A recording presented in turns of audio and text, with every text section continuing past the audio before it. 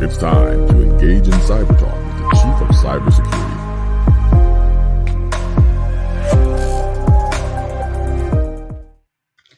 Well, hello everyone. It's been a bit since I did a live stream, but today is very special.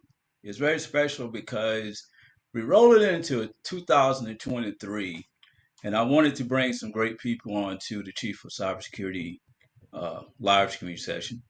And as you see here, we have Mr. Anthony Grantham. So how are you doing today, Anthony? Hello, everyone, from the All great right, city of Atlanta. the city of Atlanta. Okay, then. Well, Anthony and I are, go back a couple of years. Both of us are military veterans, but we're gonna save all of that information. And also, too, I want to bring forth that if you have not purchased your copy of the Cybersecurity Mindset, please do so. And I appreciate all the great feedback on LinkedIn and the other channels that I get concerning the cybersecurity mindset. But outside of that, let's just get started. And first, we want to deep dive into Mr. Anthony Grantham here and to have him to give us the background of himself. How did he become a senior cyber consultant, and what was his history into transitioning into cybersecurity? So, Anthony, tell all the listeners out there about your career background. Well, there's not a whole lot to tell. As you know, I'm originally from the great state of North Carolina, but after about 10 years in the Marines, working working in the commercial computer center, I was taken out of that role by my old officer in charge and sent down to the Information Systems Management Office, what we used to call the ISMO, in order to learn information system security. So that's where it all started. I first started as the first information system security manager for Marine Corps Base Hawaii back in 1995, back when we still actually used the term computer security before it evolved into InfoSec and cyber security and cyber warfare and all of these terms that we use today. So one thing led to another. And so I have my old officer in charge to thank for taking me out of the communication center and sending me down to ISMO to learn information systems back in the early 90s. Wow. Well, when I first joined the Navy, I remember working on large mainframe computers. And and these computers used to have these little small circuit cards that represented a logic gate. Yep. And when I think about my first entrance into technology in the military and looking at where we progress up to date, it's amazing, isn't it? Yeah, it is amazing at the size of computers now. Most computers was probably about as big as my door. But now, we have these smaller laptops and those old mainframes used to have on them what we used to call 3270. You remember that? Oh yes. Oh yes. Yes. Oh yes. So let's deep dive into some discussions here. Now you were in the Marine Corps. Yes. And when you transitioned out of the Marine Corps, you fell into a cybersecurity career field, right? Yes. Is that how it operates? Okay. So like for all my veterans out there, because there's a lot of veterans that are probably in uniform, and there are some veterans that are out of uniform. They sometimes have a challenge in trying to get through that transition. And can you just give them like a 30-second spiel of some of the do's and the don'ts if you're trying to transition out of military and to move into the civilian sector? Well, I think there are a lot of pitfalls out there, but I think basically what you have to do is you have to kind of stick with what you know. As I went around the horn and kind of did my personal research and talked to people about where they've been and how they got to where they currently were. One of the things that stuck out in my head that multiple people told me actually was to stick with what you know. So that's what I did. I was lucky enough to have a transferable skill. out of the Marine Corps from information systems and information system security as a Marine. So therefore, what I did was I simply sought out organizations that had a DoD affiliate. My first role was with GTRI, the Georgia Tech Research Institute, here in Atlanta, who had a lot of DoD contracts. So I knew that if I were able to get on a DoD contract, that would give me the ability to simply stick with what I already knew in terms of all the techniques and all of the concepts related to information system security from the government perspective. So I stuck with what I knew, and then I was able to kind of branch out from there. But that was my my end goal, was to stick with what I knew first and foremost. Okay. Well, that's great information. Now, Yep. Now, when I do a lot of live streams and podcasts, and, I've done a lot of topics on veterans transition into cybersecurity. Right. And, the reason I do that discussion is because as a military veteran, in some fashion, you have an advantage when it comes to cybersecurity because of the training that you receive in the military. Yes. And I will bring out one, and that is situational awareness, right? And there are others that could contribute to cybersecurity, but looking at your background and looking at your experience and looking at veterans, share with the community out there on why military personnel have that advantage when it comes to cybersecurity. Well, I think military personnel are uniquely situated in the cybersecurity space simply because of the background we come from in reference to operational readiness.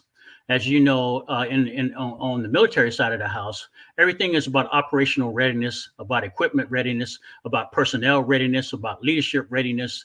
And as Marines, of course, we're used to having to be anywhere in the world within 24 hours. So that was all about being a force in readiness. The way that this translates to the cybersecurity profession is that cybersecurity is also all about readiness. So those beans, bullets, and band-aids that we're used to in the Marine Corps, in order to sustain ourselves in battle, in order to sustain ourselves in war, really translates well to the cybersecurity arena, because they're also the same type of tools, execution, and support that you need from a cyber perspective in order to win the cyber war. So again, it's about the tools, the techniques, the support that you have that really carries you over the threshold in terms of being able to win the war and win the battle from a cyber perspective. So okay. Military personnel are uniquely qualified in that sense. Well, that's outstanding. One of those areas that really help vehicles the veterans over to is that when veterans are able to form the triangle, and the triangle is to have that certification, is to have the education, and to have the experience. Those are the three elements that help vehicle a veteran over into the cybersecurity arena. Now, there are some junior people that are now sitting back and probably either watching this live stream or probably have watched some videos on career development and say, hey, I want to know how I make it in cyber, because I have all the certifications and I have all the education. Yes. But you know what? I don't really have all the experience. Right. So what type of information can you relate to that junior person that is trying to build a career now, whether they come from the military or whether they did not come from the military and they want to transition over into cybersecurity? Well, I've had a number of people that ask me that very same question, even some in my own family. And to some degree, I know that they feel that they are caught between a rock and a hard place, meaning they can't get the level of experience they need without the education. They can't get the education they need without the experience. I get that. What I always point them to is the simple understanding of start with the ground level certifications first. Start with something like A+ security, network security plus. Make sure that you understand exactly what the concepts are and how to apply the concepts in a real live environment. And that's where I would always start, because you really want to foster that basic understanding at the ground level before trying to move up. So those ground Right. level certifications, I think, can really get your feet in the door. It's not about degrees. It's really about being able to portray to our prospective employer that I know the concepts, and not only do I know the concepts, but I can apply the concepts in your environment. So, so when it comes to the certification, Yes, uh, I do know that you have the CISSP, right? correct. And also you have what other level 3 certification that you have? CRISC, CISM, and CISA. Okay. So so let's take those certifications and Yes, let's take your experience that you have. And yes, let's transition that over to a C-suite professional yes. and talk about how those certifications can help the C-suite professional in vehicle cybersecurity, or if you want to look at it from the idea of just having that cybersecurity knowledge. Well, it's about having a simple level of understanding of the concepts associated with each one of those certifications, knowing that C-suite professionals are increasingly held responsible for organizational security and organizational security, where it is the data within the organization or the client data. It doesn't matter. C-suite professionals are being increasingly held responsible, and sometimes actually have to lose their jobs in the event of a breach. So therefore, having a certain level of understanding is becoming more and more critical for C-suite professionals, because Hmm. they are responsible for setting the tone and setting the culture within the organization, because everything Wow. goes from the top down. As we know, as I use my sports analogy, any basketball coach or any football coach, depending upon their temperament, whether they are easygoing, if they're easygoing, chances are their team are going to tend to take on their temperament. Right. If they're hot-headed and always running around with their hair on fire, the team would take on that temperament as well. So that being said, within the cybersecurity organization, the CEO, the CIO, and the CISO all set the same culture of responsibility, defining the responsibility and defining the overall strategy with the strategic thinking in the organization. And that flows down to the employees in the organization, just like a coach would have their own personality float down to the individual team members. Okay. That's a very important point, Yes, because that branches us into building that cyber security culture. You know, the first chapter out of this cybersecurity mindset talks about the cyber security culture. But you know, before I go there, I want you to dive into the relationship and talk about cybersecurity and C-suite, and what is that overall big high level type of relationship that is held there? Because C-suite comes to so many fashions. You know, you have yes. a CISO, a CEO, and so many other groups of people. Now, when we say C-suite, then it's just not the CISO, right? That's Uh, correct. It is okay, all okay, it is all of the senior level leaders within an organization that are making decisions about the organization from a security perspective. That is the C-suite, not just the CIO, the CEO, or the CISO. All uh-huh. organizational senior leaders that are making cybersecurity decisions about tools, support, execution, planning, strategic planning, budgeting, all of these things combined make up the C-suite. Okay, excellent. Then, so let's take that information now and transition over to a cybersecurity culture. Yes, Okay, because there are certain elements, there are certain images that you have for your cyber security culture. You know, it can yes. vary based on different organizations. So based on your experience in working with C-suite professionals, can you give us a Reader Digest version of what a functional cybersecurity culture should really look like? Well, a functional cybersecurity culture is going to take on a number of things. First of all, roles and responsibilities are going to be clearly defined. you're going to have Mm-hmm. a formal cybersecurity program in place. It's going to include things like risk management, cyber risk management, as well as defined cyber risk appetite. All of those things will be clearly defined within the organization. Okay, and the culture will be set by those senior leaders who will set the priorities within the organization. And again, their leadership and their personalities will filter down within the organization in terms of the seriousness of the organization and how serious the organization takes cybersecurity as well. So let's look at some other things that is probably going to include as well. It's probably going to include things like password security, because we know how important overall password security always is, and making sure that you no longer have default out of the box passwords, and you're also rotating those passwords every 90 days. It's probably going to Mm-hmm. include things like DLP and data loss protection, right? Data at endpoint, data at rest, data in motion, and making sure that you have that all important 256-bit encryption in place at all times. TLS version 1.2 for outer-facing, internet-facing URLs. Those type of things. Role-based access controls will be important. Mandatory access controls and discretionary access controls.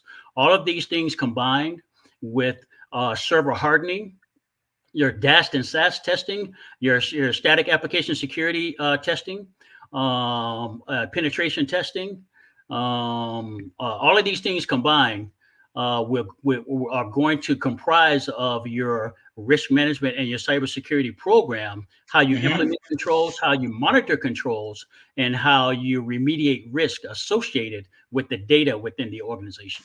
So, so with so with that said, and knowing that you have a functional cybersecurity culture, and Yes, let's just imagine that that culture has been built and that culture is operating.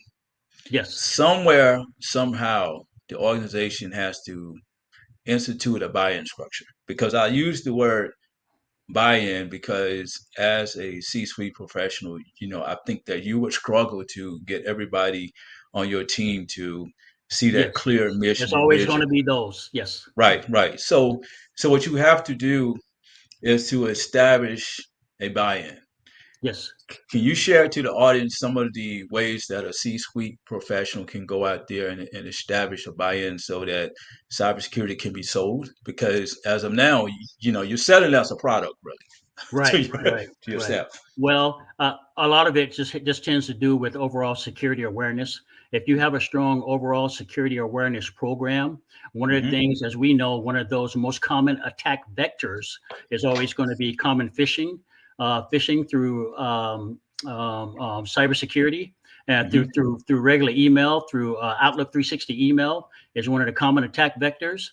Those things like protection against DDoS attacks, your distributed denial of service attacks, brute force attacks, SQL injections, cross-site scripting, cross-site forgery. All of these type of things are part of your security awareness program. So you have to do your due diligence to make sure that those within the organization are aware of not only the consequences associated with the risk involved with cybersecurity, but they are also aware of typically when you go into any organization, you're going to sign some type of document that says these are the responsibilities associated with our networks and with doing business on our networks. So Right. there's a Okay. consequence associated with not doing business the way that the organization wants you to do business. So they have to be aware of that as well.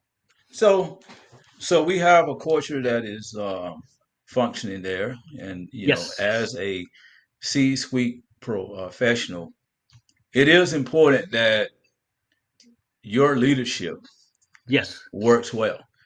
Now, Most I certainly. came from a background of teaching leadership in the military and also providing leadership to many other people themselves. Right. And and knowing how leadership operates because there are certain dynamics that you have in leadership. And one of the ones that surfaces that the concept of due diligence and Yes. ownership. Okay. Most So certainly. so I want you to take those two terms and break it Yes. down into show how due diligence and ownership works in a C-suite cybersecurity program. Well, due diligence and ownership works by number one, setting the tone and setting the culture, making sure that you understand things like cyber risk, and making sure that you have things like cyber risk appetite in place to begin with, and then also making sure that you put the right talent in place in order to help move the organization from point A to point B. Sometimes we do the gap analysis of determining where we are, our current state, where we want to get to, our future state. Now, how do we bridge the gap between the two of those to get to where we want to go? A lot of that depends on the organization, the C-suite mentality in terms of how hard they are pushing or not pushing cybersecurity from a knowledge perspective, and also making sure that you have the right leaders in place to help take the organization where they want to go. We know that everyone is strained with budgets. We know that sometimes there are people with 10 hats on. So they're doing cybersecurity and 9 other things at the same time. So how much of a specialty do we think is really going to be devoted to one particular area? It's going to be divided up into 7 or 8 or 9 different things. So all of these things we have to keep in mind as the C-suite starts to determine and to lay out the strategy for the direction that they want to take the organization. Well, you brought up something that's very important because last year I went to a technology conference, which is called TechNet, and it's held down in Augusta every year. Okay, Yes, I've heard of it. so so so when I went through the conference floor, I was noticing that a lot of the cybersecurity tools that were used there were like primarily changing where they were either onboarding artificial intelligence and they were being integrated because the talk was that a lot of the SOC analysts have to use 2, maybe 3 different monitors just to do their analysis and to track traffic and to defend those enterprises. Right. So I was talking to one of the vendors, and one of the vendors said that our product is very unique because what we've done is find a way to consolidate a lot of the threat logs that you have. If you need to look at network traffic and if you need to look at your vulnerability data, Mm-hmm. we find a way to take this and to give you a unified picture.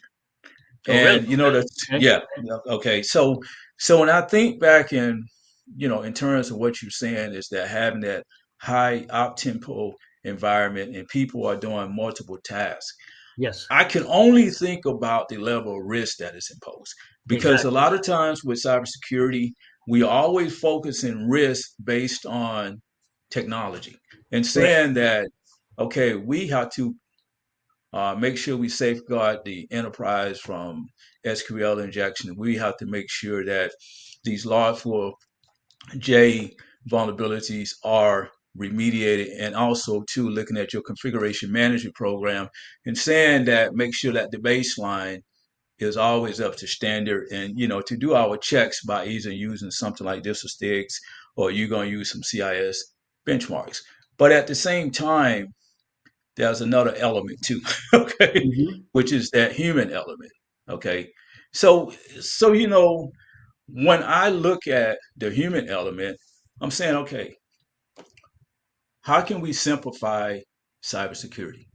All right, how can we simplify? Because as I go back to the vendors, right, and I look there and notice that there's 3 monitors, right, and so you want to have a unified picture, right, because that unified picture is going to help you foresee what your risks are. But likewise, I said that when you have one person looking at 3, maybe 6 monitors, and you are involved with a high op tempo environment, that induction of human risk can Oh, yes. happen. So Yes, right. because people So get bored.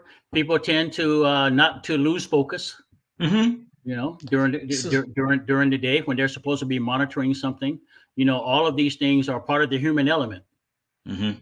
You know. so so when we look at the human element, and let's transition that over to the cybersecurity C suite there. And just knowing that one of the things that the C-suite professional have to do is to Mhm. go and onboard the best talent. Oh, Okay. yes. Okay. So because you want to onboard the best talent because you don't want to have your environment operate and you want to lessen the risk because I make that statement because humans can induce risk into an enterprise as well, just like having the three monitors. Okay, so Yes. so just imagine if you are a C-suite cybersecurity um, professional there, right? Hmm. And let's say you're looking at your talent pool and you're saying, okay, I need to choose the best people to come on my team. Yep. What are some of the things that a C-suite professional can do to bring the best talent on their team, and also to take a look at ways to reduce risk with the human element? Well, I think one of as I've been taught in the past, the best way to get talent is to have talent. Uh huh. Means talent recognizes talent most of the time. So when you already have talented people on your Uh team, huh. it attracts other talented people to your team. Uh huh. And that's the best way to retain talent as well, is when you're retaining your best and your brightest. The other people that are also your best and brightest will want to stay. Why? Because talented people want to work together. And so talent recognizes talent. And the way to retain talent on your team is to make sure that you are keeping them happy, keeping them in their sweet spot, so to speak, and they're doing things that they consider to be making a difference within the organization. People want to make a difference within the organization. And when people are lending their talents and all of their training for many, many years, they want to feel as if they are making a difference. If you can check those two boxes, you're probably going to retain your people. Oh yeah, I've heard many stories where some of the best and the brightest of the people Yes. are like hard to keep on board, but it's probably a problem all over the cybersecurity industry because I was looking at a video on YouTube the other day and where it talked about the government was facing the same challenges. Oh, wow. Okay. And yes, and trying to maintain that cybersecurity talent Yeah. because of the how could I say, because of the green that is being offered Oh, yeah. Oh, yeah.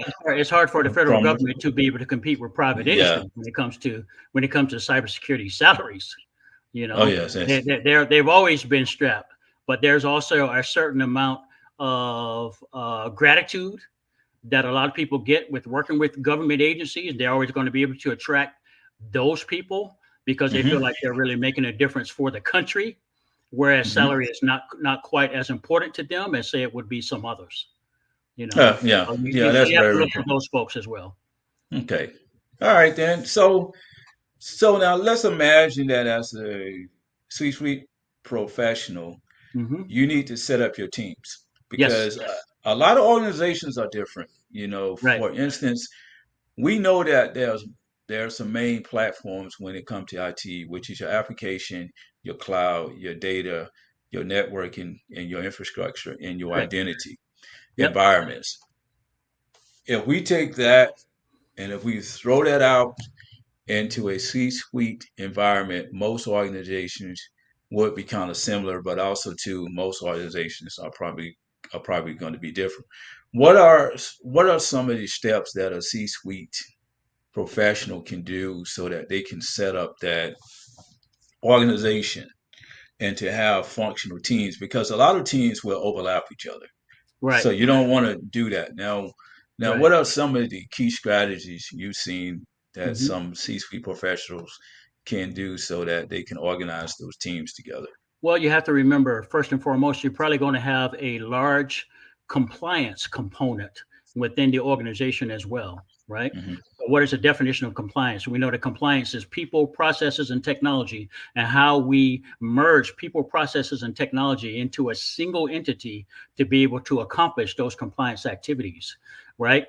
Well, we take a look at an RMF and a risk management framework. We know that risk management frameworks are also broken down into the organization, which is people, the mission and the business processes, which is the second tier, tier one, tier two, and tier three being technology. So again, people, processes, and technology. As a compliance professional, you know that you have to be able to combine all three. Now we know a lot of CISOs and a lot of people, a lot of senior leaders in general tend to lean too much on technology and not enough on people and processes in order to accomplish their compliance activities. Since we know that compliance is going to be a large component of just about any organization, I would focus on making sure I have the right people in the right places to be able to accomplish those compliance activities first, and then I can branch out from there. Well, I'm glad you brought that up because leadership is a balance Yes. effective because you have to have balance. Yes. When you work into the cybersecurity world and trying to balance risk based on your budget, based on your people, based on your mission goals, based on different type of threats that are, Yes. in your environment can sometimes be very challenging. All Right. right. And the outcome of that is kind of like, okay, if you can be if you can make this successful, then you can reduce a lot of incidents. Okay, Right. that's the ultimate goal of it. So when you look at a C-suite cybersecurity program, and if you're trying to organize it in a way that you can reduce risk to the lowest level, Right. what are some of the strategies or things that you've seen or Mhm. something that you designed that help a lot of C-suite professionals out so that they can understand this is risk Mhm. and this is how you can reduce it to the lowest level. Well, first of all, you have to understand the definition of risk to begin with. We know that risk equals threat times vulnerabilities, right? And Hmm. that's the amount. That's the amount of risk that we're going to have in any organization. If we're trying to quantify or qualify our risk, we're going to do some type of computation that's also going to include probability times severity, because those have to be quantified and qualified as well. In my last organization, what we did was we implemented risk appetite within the organization, and we defined it simply as a 5-lane highway in which you are adverse if you drive in the far right hand lane, and you are Speedy Gonzalez if you drive in the far left hand lane. Okay? So, and then there are 3 lanes between those, right? So Hmm. every lane that you move over is assuming a certain amount of more risk. So within that organization, let's try to determine where that organization exists currently. Are they the slowpoke in the far right hand lane, or are they Speedy Gonzalez somewhere in the left hand lane, or Hmm. do they prefer to remain somewhere in the middle? Meaning, I don't want to assume too much risk, but I'm just going to assume a little bit, and I'll kind of fill this out, and I'll work my way over to another lane as I see fit. Once it is described in that way, and you can actually quantify and qualify the amount of risk that you have in your organization, now from a business perspective, you have this person with technical acumen who also knows the business and knows the business processes, can now go to the business and say, okay, how do we prioritize the risk associated with the business? So that would Uh-huh. always be my approach, making sure that first we define risk within the organization, we define the amount of risk that we think is acceptable to the business, and then we quantify our risk, and then we kind of go a little bit left or a little bit right based on the amount of risk that we're taking on and the ROI or return on investment that we're getting in the amount of risk that we're undertaking.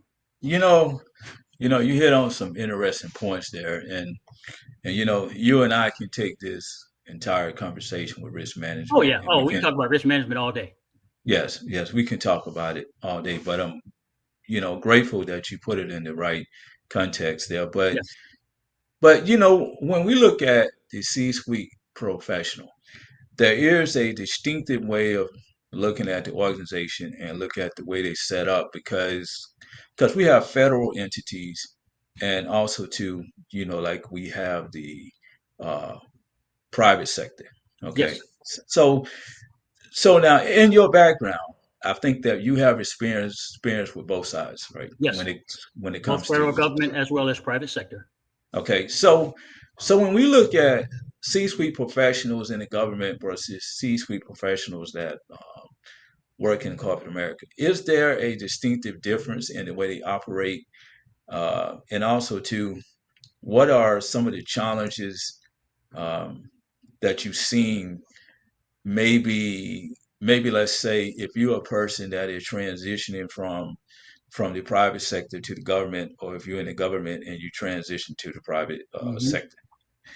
Well, the first and foremost, the methodologies are going to remain the same.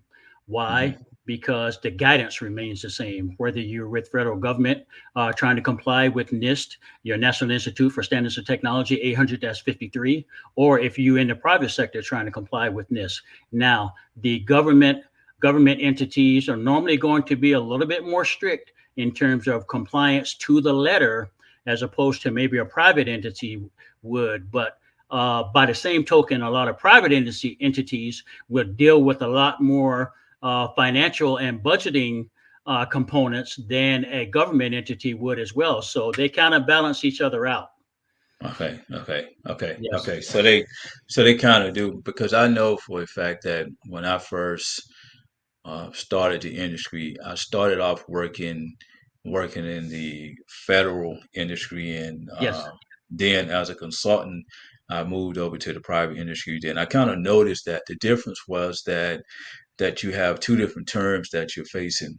One Hmm. is called service based, and one is called profit based. Okay, Okay. because service based is what the government offers. When you get to the private sector, then it's private, profit Hmm. based, Right. because of the fact is that they have more clients to deal with. Okay, the Exactly. government is a Exactly. service, so there can be some approaches to cybersecurity. But but I also think, and as you had stated, was that at the end, that methodology is the same. Yeah, the And I've methodology always, is the same. yeah, because I look at the methodology as this, the overall purpose in the core is Hmm. to increase protection and to lower risk, And to lower risk. That's right? correct. Now, now how you go about to make that happen can actually be a difference. And All you can right. do it in different ways. You can do it while adhering to NIST 800-53 R5, or you can Uh-huh. do it while adhering to ISO 27001. Yeah. You're still securing the organization and you're still trying to lower risk. Yeah. With the NIST publication itself, it's a lot of information that is in this. I remember when I was studying for my CISSP, I was reading through NIST 800 Tech 53, and just R4. understanding and how all Hmm. those controls operate. Then I'm going through Yes. the continuous monitoring, Hmm. NIST 800 Tech 137. Then I'm looking at, for the risk assessments, and going to Hmm. 800 Tech 30. Then I 800 go to Tech the 30. Yes, and the mhm, risk then I assessment. go yes, then I go to 800 Tech 37 and learn Yes. RMF. Risk Okay. management framework. That's correct. All right. So Yep. to my audience, So there's a whole lot of information out there to learn and to retain. I used to try to have it memorized, but I stopped doing that. And I finally got down to the point someone told me, hey, stop trying to memorize that. You're wasting time. Just know where to find the information when you need it. So I said, oh, yeah. I was trying to memorize DOD 8570. And oh yeah. someone told me, stop trying to memorize that. And just know where to find the information when you need it. So I stopped doing that. Oh wow. Well, things things have changed over the years, especially Oh, with yes. cybersecurity, and I'm pretty sure in a C-suite environment that things are constantly evolving and changing on a daily basis, because you brought up a great discussion about people in their jobs now. And a lot of C-suite professionals are held to the fire, and they are And being rightfully so. removed from their positions.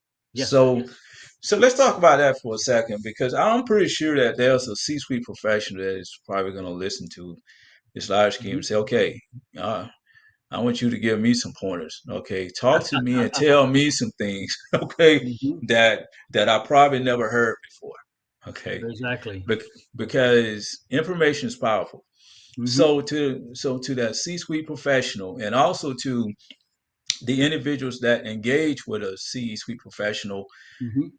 what are some of the things that can be done to make sure that people can remain on board with companies? Because I always like to speak from both sides, because leadership itself can go into so many Check. di- directions. And if you Yes. are a middle manager, if you are a frontline worker, what you do will affect the company, and also to whether the C-suite professional can carry out their job. So Right. so with so with that said, just from both sides, and just Well, taking a look at this, what can yeah. be done? Well, if I were a C-suite professional, I think I would simply just concentrate on what's considered to be industry best practices. Make Uh-huh. sure you adhere to industry best practices with everything you do.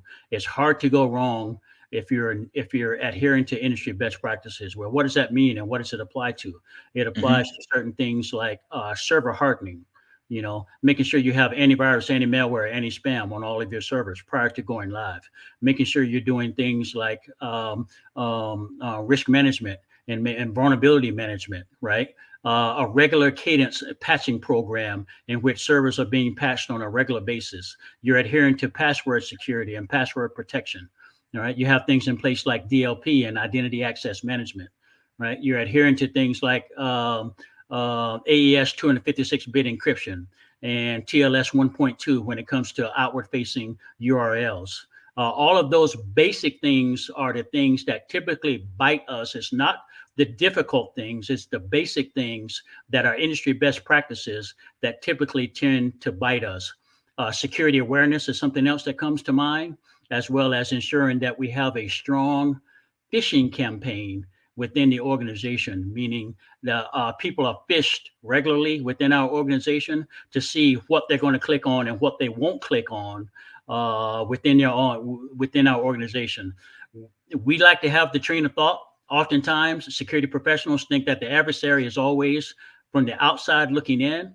That's not always the case. Sometimes the biggest adversary is on the inside looking out.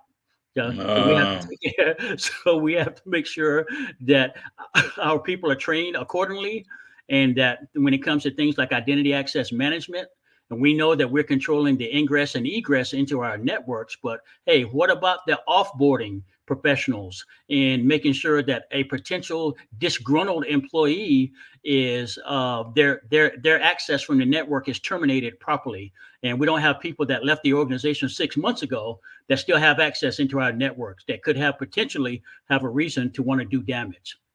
You well, know, well, things well, like you that said, are important. Again, industry best practices. These are all industry best practices that tend to bite us more times often than none. yeah, and I think that one of the challenges with these industry best practices is to find ways to instill visibility so that you know where you stand. Exactly. Because part of that cyber protection strategy that you put in place is to look at cybersecurity as a shield. Okay, Yes. this is my environment, these are my departments, and Hmm. cybersecurity is that shield that is going Yes. around the bubble. Okay, Yes. so how do you maintain the bubble? I mean, just That's like right. you stated before, you have data loss prevention programs, you have email filtering that you put in place. Check. Okay, and to go and carry out the Hmm. hacker's mindset, because Yeah. hackers are always trying to find the weakest link. So hey, what Don't be if the weakest link. well, you Don't be the but weakest link. yeah. And around the bubble that you were just speaking of, we know that consists of your configuration management, your asset management, your risk management, your incident response and incident management. All of these things collectively are going to make up how you're controlling risk within the organization, and how you're defending, and how you're putting up your cyber shield that you spoke of earlier. Mhm. All of these things collectively are going to make that shield stronger than ever. So you can't just concentrate on one thing. It is the collection of things combined that really makes up your cyber shield, and consistent, and makes your cyber shield as strong as it needs to be. You know, speaking of that, one of the things I did is that when I was building my speaking topics, and Yes. so I was going through a couple of things, and I said, okay, what can I talk about?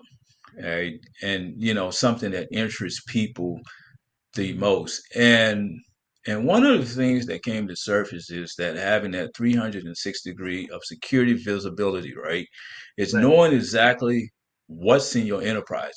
Yes. So when I break that down, I said, okay, what are the components that's going to make it work? So if I Right. go back and look at my vulnerability management program, looking at your configuration management program, and also too, you go take a look into your asset management program, because a lot of organizations really lose tracking of their hardware and software Like products, you wouldn't right? believe. All I've been right. in organizations that had no clue where all their assets even were. Okay. Well, you know what? I believe that's something we can save for a later date there, because looking at assets management, I'm pretty sure we can drive a Oh very yeah. large We can discussion. talk about asset management for 45 minutes easily. I have some good stories to tell you about asset management, believe me. Do you? Okay. Well, Yes, well, sir. you know what? I will say that this live stream has been outstanding, and I'm pretty sure that cybersecurity professionals, as well as C-suite professionals Yes. themselves, are probably going to sit back and reach out to you, and to Mhm. want to grab some more knowledge. So where can they reach you Well, on LinkedIn? I put my LinkedIn profile in the chat here on our live stream, so you can Hmm. reach me there. All right then. I'm easily found on LinkedIn at Anthony Grantham, my first name and last name. Just remember that all of this is about visibility into your network, and having that complete visibility into your entire enterprise that so Uh-huh. many people seek and so many organizations seek, but not many organizations actually have that 360-degree visibility that we need in order to do threat management and incident management, and to keep people out of our networks. Wow. Well, that's a lot right there, Anthony. I'm pretty sure that this is not going to be the last live stream you and I are going to do together. Okay. Uh, and as always, if there's others that are listening to this live stream as well, too, you go reach out to me, because part of that 2023 goal is to bring people on just like Anthony that actually Yeah. has a great story to tell, because I think that the more voices we hear, the more safe we become, and also too that will build the cybersecurity mindset. So Yes. as always, everyone, oh, you brought the book up. Most certainly. Most certainly. I've read it from cover to cover. It's a good read. Believe me, it's a good read. Okay, thank you, Dan. So to all the listeners out there, you please stay cyber safe, and we'll see you next time. Take We'll care. see you next time.